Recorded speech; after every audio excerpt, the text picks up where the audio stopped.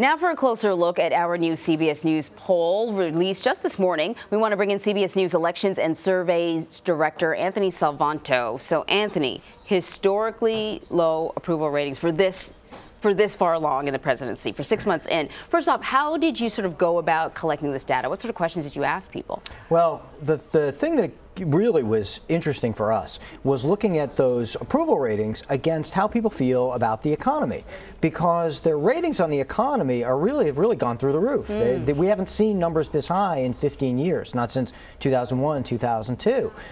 So why is it exactly that the president has these historically, yes, relatively low approval ratings, though they're holding steady, but the ratings of the economy are so high? And it's not that they don't give him credit. It's not that they don't see that economic performance. It's that they're evaluating him on more things than just the economy. So they told us that they think that the way he promotes certain cultures and values are more important to them, both for supporters and detractors, than what he's doing on economics. His supporters like the culture and values that he's promoting. His detractors do not like those things, but that's the measure that they're using more so than the economy right now. That is so interesting. So, you know, the president has received a lot of criticism for his tweeting and his behavior, whether or not it's presidential or not. So both groups, supporters and detractors, see the same thing, but they interpret them differently? Yeah. In fact, in other recent polling, we've seen his base, the core base, really likes the tweeting and likes the idea that he's out there making Democrats mad and taking on what they see people who need to be taken on. Yeah. But everybody else doesn't like that so much. They tend to use the words like distracted for what he's doing or what they see him doing.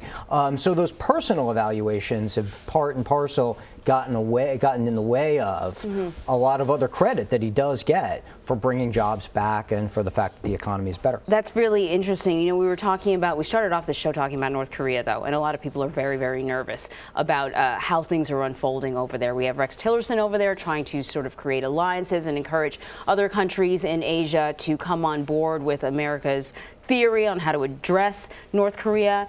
What about the president? How do people feel about the job he's doing in regards to that? Well, the confidence on whether he can handle North Korea's nuclear program is fairly low. Yeah. It's at just about a third of people who have that confidence. Numbers on that, like just about everything else, are highly partisan. So Republicans trust him on it, and Democrats don't. I know, surprise, surprise. Yeah. But look, a lot of times too, when you see people evaluate how a president could handle a crisis, they're looking forward into something that hasn't really happened yet. So they kind of project what they already think of the president into those numbers. Until they actually see him handle one, it's really hard to evaluate. Yeah. So you have to remember that when you see those numbers too. So you've been polling since before he won the election, right after, and now you sort of the first 6 months, just shortly after the first 6 months.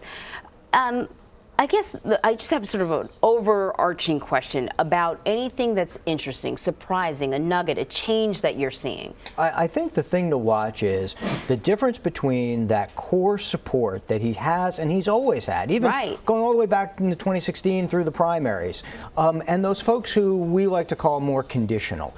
They are giving him a chance. They support him now, but they're waiting to see him deliver on his promises, waiting to see him deliver on the economy for them.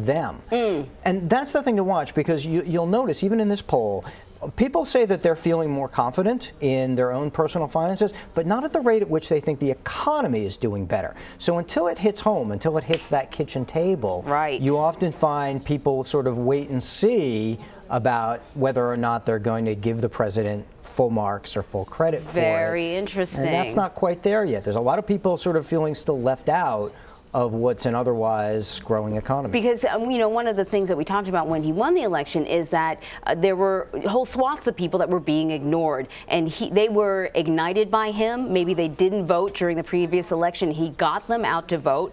Do those people feel like they're in the spotlight now, like they're no longer the forgotten man? Yeah, I mean, one of the great examples of that is the stock market.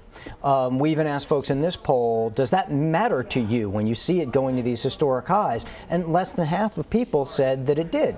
Because let's remember, not everybody has direct investments in the market, and not everybody is sort of at the point where their 401k, if they have one, you know, may be coming where they can draw on it. So this isn't necessarily tangible for a lot of folks, but that's that's a measure of the economy. So again, and sort of until that hits home, they're sort of adopting this more wait and see. And that's something that we've seen across the board, where people want to see it affect their lives, and then they'll go out and measure and evaluate.